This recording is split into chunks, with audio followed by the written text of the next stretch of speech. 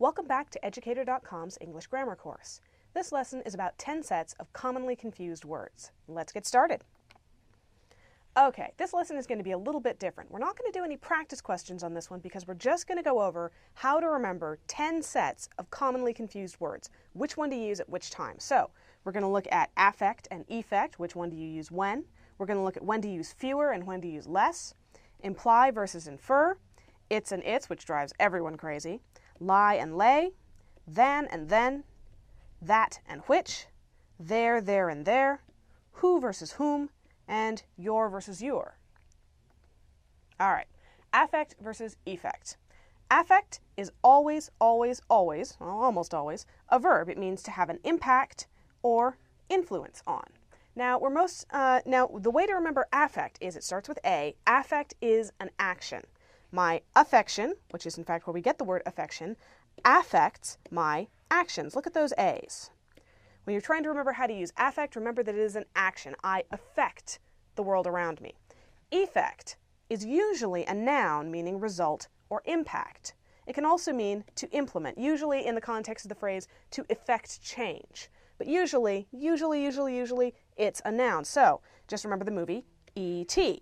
E.T. was a movie about an alien by Steven Spielberg. It had a lot of special effects. So, remember, my affection affects my actions. A is for action, affect is an action, and E.T. had special effects, the result of something you did. All right, fewer versus less. This one drives me absolutely crazy. When someone says, yeah, I have less cats than he does. No, you don't have less. Fewer is used for objects that can be counted. More, fewer. Less is used with things that cannot be counted. Now, if you look at our lesson on nouns, you'll see the difference between count and non-count nouns. But for now, just remember, fewer ferrets. You could count ferrets, 1 ferret, 2 ferrets, 3 ferrets. And less love. You can't count love. You can't say 1 love, 2 loves, 3 loves. So, just remember, use fewer for things you can count, like ferrets, and less for things you can't count, like love. All right, imply versus infer. This one will drive your teachers absolutely nuts if you mix it up, and sometimes it drives your teachers nuts privately. Imply means to suggest or state indirectly. You're saying something and you're implying, you're giving the impression of something a little extra or something else. To infer is to draw conclusions from evidence. It's what Sherlock Holmes does in pretty much all of his stories. The way you remember which one is which, remember that they go in alphabetical order. Imply, I am, has to happen before infer. Imply, I am, imply, I imply something as I speak, and you, listening to me, you infer based on the evidence that I've given you. Someone has to imply before someone else can infer. So, remember that they stay in alphabetical order in time. All right, it's versus its. Please remember this one. It's, I-T'-S, is a contraction of it is or it has. It's always a contraction, never anything else. ITS, without the apostrophe, is the possessive form of it. The way you remember this? Remember the sentence, it's raining. See this apostrophe right here? Think of it as a raindrop. You always use the contraction form to say it's raining because it's short for it is raining. Now, how do you remember the possessive form that has no raindrop, no apostrophe? Think of a hamster in its hamster ball. If it's inside its hamster ball, water can't get in. There is no rain inside a hamster ball. So, the hamster in its hamster ball has no raindrops. So remember, the apostrophe is a raindrop. It's raining. You use the contraction. If you're talking about the hamster in its hamster ball, no rain, no contraction, no apostrophe. All right, lie and lay. This one drives people nuts, but it's easy to remember. To lie means to recline, to lie down. To lay means to put or place. Now, if you're a grammarian, you would remember that lie is an intransitive verb. It does not take a direct object. You don't lie anything. And lay is a transitive verb. It does take a direct object. You lay things. But for those of us who don't speak grammar, just remember, lovers lie in two senses. They fail to tell the truth and they lie down. And chickens lay. Chickens lay eggs. So, ask yourself, if you're trying to decide whether you are lying or laying, next time you say, I'm going to go lay down, ask yourself, am I a chicken? You're not a chicken. You're going to go lie down. Lovers lie, chickens lay.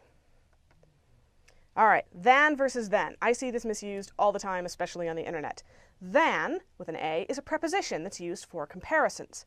Then is an adverb, which means at that time or therefore. The way you remember this, when you see than with the A, think of apples. This apple is better than that one, especially since that one appears to be an orange. So, this apple is better than that one. Than, think of comparing apples, or we think of the A in comparing. The way you remember then is it rhymes with when. When does something happen? Then. So, this apple is better than that one. When? Then.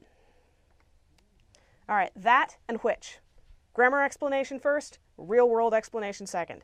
That is used for restrictive clauses. That's where you're taking, going from a large category of something and you're narrowing it down to a smaller something within that category. Which is used for non-restrictive clauses, which basically supply extra information. They don't narrow it down at all, they just give you extra details. The way to remember this, think of cats. We have here a picture of two cats. Cat number 1, cat number 2. Now, let's say I am talking about the cat that is fatter. Remember that at noise, the cat a cat that is fatter. Now, for a cat to be fatter, you have to have at least two cats. One cat that's less fat and one cat that's fatter. So, for a cat to be fatter, it has to be a restrictive clause. You have to be narrowing it down from 2 or more cats to one cat, the cat that is fatter or fattest. Now, for which, think about witches. You've probably seen a billion cartoons where there's the nasty old witch with the warts on her nose and the big cauldron and the black cat. There's one cat. You ever notice that? They never have like a house full of cats. You never see a cartoon witch who's a crazy cat lady. You see a cat with one cat per witch. So, the witch's cat, which is black. The cat's always black in these cartoons, and there's only one cat. So we're just adding extra information about the cat. You don't narrow it down at all by saying it's black, because the witch only has one cat. The witch's cat is always black, so the witch's cat, comma, which is black. So when you're trying to remember that and which, ask yourself, am I talking about a cat that is fatter, or the witch's cat which is black? Which is used for non-restrictive clauses, and that for restrictive ones. Okay, there, and there. This one drives everyone absolutely berserk. There, T-H-E-I-R, is the possessive form of they. There, T-H-E-R-E, refers to a place, over there. And there, notice that apostrophe is a contraction of they are. Well, how do you remember this one?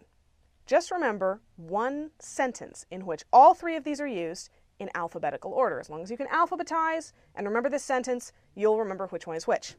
Their car, the car belonging to them, is over there, pointing, and they are there in it. Their car is over there, and they're in it. As long as you can remember your alphabet and this one sentence, you will never have problems with there, and there again. All right, who versus whom. This is actually an area of what's called hypercorrection, where people using English, they use whom to try to sound better educated and more erudite, and they usually use it incorrectly. Here is how to actually tell when to use who and when to use whom. Who is a subject. Now, you might remember from grammar that the subject of the sentence is what performs the action. Whom is an object. And again, if you've taken grammar, you know that an object is what receives the action. Now, how do you actually remember this? Just remember he and him. Okay, if it ends with a vowel, like O or E, who can be replaced with he. Whom can be replaced with him. So, for example, you pick up the phone and you say, who's calling? Then somebody else might say, he is calling, and you say, why are you referring to yourself in the third person? But you can replace the who in the sentence, who is calling, with he. Now, this is one that I hear all the time when people answer the phone. It drives me nuts. They say, who are you calling for? Well, first of all, never end a sentence with a preposition. And second of all, it should be whom. For whom is he calling? Whom, in this case, is the object of the preposition for. So, for whom is he calling? For him. We can replace whom with him, and it makes perfect sense. Now, the reason he and him is helpful here is because if you switch them, it doesn't work at all. You wouldn't say him is calling. No, you'd say he is. So it should be who is calling. You wouldn't say, I'm calling for he. You would say, I'm calling for him. Therefore, for whom am I calling? This is how to tell who and whom. Just remember he and him. Who is he and whom is him? All right, and finally, your and your. Actually, to judge by the internet, pretty much everyone has given up on this distinction, but you are going to be the last person who can actually get it straight. Your is the possessive form of you, okay? Here's another possessive pronoun that doesn't have an apostrophe, just like it's a few slides ago. Your is a contraction for you are. Now, the way to remember which one is which, just remember, your door, the door that you actually own. They both end with are. If you're talking about something you actually own, your door. Okay? Now, by contrast, you could also say your sore. They both end with re. You couldn't say you are door or your sore. You would say your door, rr, your sore, re. So if you're ever trying to figure out which one you're using, just substitute whatever comes after it. Substitute either door or sore. If door works, okay, then you want your with just the r. If sore works, then you want your with the re. So if someone says on Facebook, for example, I really liked your picture, you could just as easily say, I really liked your door. So it's the one with just the r. But if you say, you're the best friend ever, well, just replace the best friend ever with sore, you're the best friend ever, and you know that you have to use re because sore ends with re. So just remember, your door, your sore, and you'll get your and your straight. And that's all for this lesson. Thank you for watching Educator.com.